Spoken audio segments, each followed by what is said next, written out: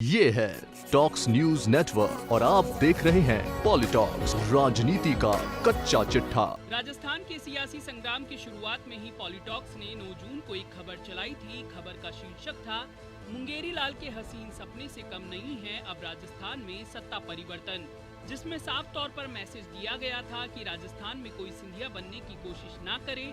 यहाँ कमलनाथ नहीं, अशोक गहलोत है।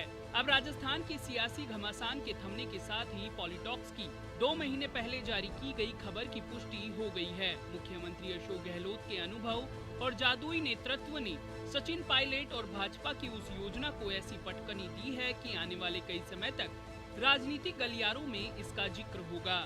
होना भी चाहिए। एक के बाद एक राज्यों में खरीद फरोख्त, दल बदल कानून की धज्जियां उड़ाकर संविधान की भावना के साथ खिलवाड़ करते हुए जनता की चुनी हुई सरकारें गिर रही हैं। खास बात यह भी है कि सभी जगह कांग्रेस की ही सरकारें गिर रही हैं। उससे बड़ी बात यह भी है कि सभी जगह भाजपा की सरकार बन रही है।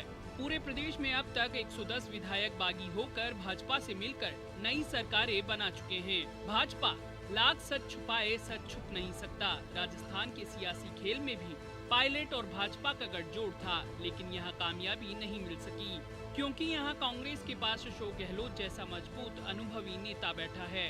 गहलोत ने अपने राजनीतिक चातुर्य से भाजपा और पायलट की रणनीति को ऐसी पटकनी दी कि भाजपा खुद अपने विधायकों को बचाने के काम में लग गई। वहीं पायलट खेमा चुपचाप, गहलोत शरणम गच्छामी हो गया। यह मुख्यमंत्री गहलोत की केवल जादूगरी नहीं है, बल्कि महाजादूगरी कही जानी चाहिए। मुख्यमंत्री गहलोत ने इतनी तगड़ी किलेबंदी की कि कांग्रेस खेमे में बैठा एक भी विधायक इधर से उधर नहीं हो सका। सचिन पायलट ने जिस अंदाज के साथ 18 विधायकों को लेकर गहलोत के खिलाफ महासंग्राम शुरू किया था, उन्हें अपने सारे राजनीतिक हथियार डालकर गहलोत के पास आगे होकर आना पड़ गया। घटनाक्रम कैसे भी चला हो, कुछ भी हुआ हो, गहलोत सरकार गिराने के लिए जिस तरह पायलट असहाय हो गए, ठीक वैसा ही हाल भाजपा का भी था। गहलोत के द्वारा एक के बाद एक ऐसे निर्णय किए गए कि विपक्षी खेमे के होश उड़ गए। कई राज्यों में कांग्रेस विधायकों का सहारा लेकर कांग्रेस की सरकारों को गिरा चुकी भाजपा की स्थिति तो ऐसी हो गई है कि उसके नेताओं ने यह कहकर पल्ला झाड़ने की कोशिश की कि यह कांग्रेस का अंदरूनी झगड़ा है, उसे इससे कोई लेना देना नहीं है। यहाँ तक कि भाजपा ने एक बार भी नहीं कहा कि गहलोत सरकार अल्पमत में है, उसे बहुमत साबित करना चाहिए, बल्कि नहले पर दहला यह रहा कि गहलोत खुद ही बहुमत लेकर राजभवन पहुँच गए। बोले, बुलाइए विधानसभा का सत्र। इतनी हिम्मत कौन मुख्यमंत्री कर सकता है, वो भी तब जब उसकी पार्टी के 19 विधायक बागी हो चुके हों। यह काम देश में पहली बार गहलोत सरकार ने करके दिखाया है। गहलोत की रणनीति इतनी मजबूत रही कि भाजपा और पायलट का प्लान हर दिन बदलता चला गया।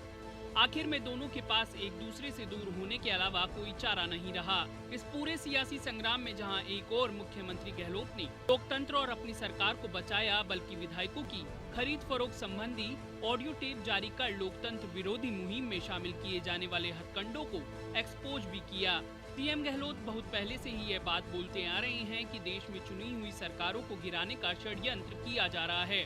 सीएम गहलोत ने बीजेपी नेताओं, बकायदा अमित शाह का नाम लेकर बोला कि वो हमेशा सरकार गिराने का ही सपना देखते रहते हैं, लेकिन राजस्थान में ऐसा नहीं होगा। मुख्यमंत्री गहलोत ने पायलट से ज्यादा बड़े हमले भाजपा पर किए। कहा कि भाजपा की खट्टर सरकार न सिर्फ कांग्रेस विधायकों की मेहमान नवाजी में लगी है, बल्कि उनको हरियाणा पुलिस के बल के बीच बैठा रखा है। सीएम गहलोत ने प्रधानमंत्री नरेंद्र मोदी से भी कहा कि लोकतांत्रिक तरीके से चुनी हुई सरकारों को गिराने की बात अच्छी नहीं है, यह नैतिक नहीं है। खुद अपना उदाहरण देते हुए बताया कि भाजपा के भैरव सिंह शेखावत की बीमारी के मौके पर वो कांग्रेस प्रदेश अध्यक्ष थे।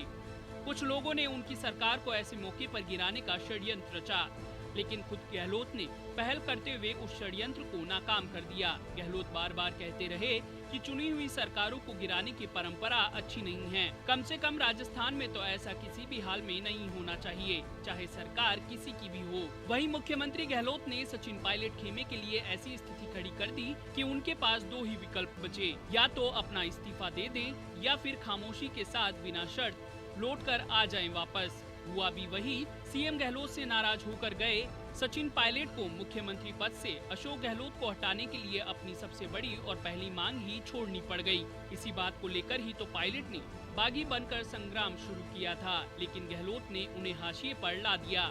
पायलट 2 दिन की और देरी कर देते तो काम होने निश्चित थे।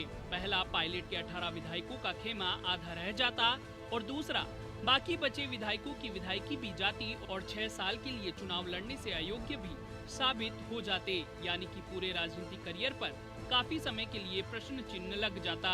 मुख्यमंत्री अशोक गहलोत ने इस राजनीतिक महासंग्राम को जीतकर साबित कर दिया कि वो अब राजनीति के केवल जादूगर नहीं बल्कि महाजादूगर हो गए हैं। पॉलिटॉक्स ब्यूरो, जयपुर। ये है टॉक्स न्यूज नेटवर्क और आप देख रहे हैं पॉलिटॉक्स, राजनीति का कच्चा चिट्ठा।